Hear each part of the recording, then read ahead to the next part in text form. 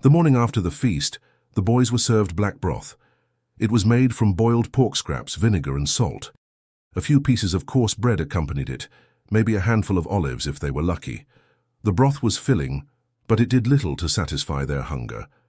Still, they ate it quickly, knowing that what little there was would soon be gone. As the days passed, their bellies grew emptier and emptier. But this too was by design.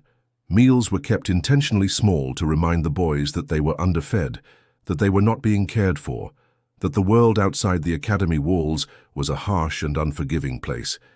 It was a lesson that hunger was a constant companion, one that would stay with them for the rest of their lives. They were allowed to supplement their meager rations by foraging for food, by stealing food.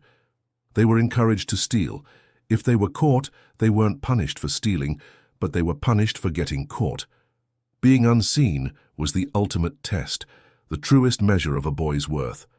If he could steal food without being seen, he would be rewarded with extra rations. He might even be praised, patted on the back and told that he reminded the staff of a certain value, that he was becoming the kind of man who could thrive in the real world. But if he was caught, if he was punished, then it meant that he had failed to live up to his potential, that he was a disappointment, that he was nothing more than a useless, sniveling thing. And so the boys became shadows, gaunt, hungry shadows that slipped through the halls and out into the world, taking only what they needed, avoiding the eyes of those who had plenty. And when they were caught, they were punished, not for stealing, but for being seen.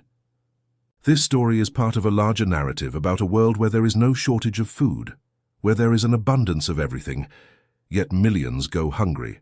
It's a world where people are intentionally kept hungry, where they're punished for taking what they need, for being seen.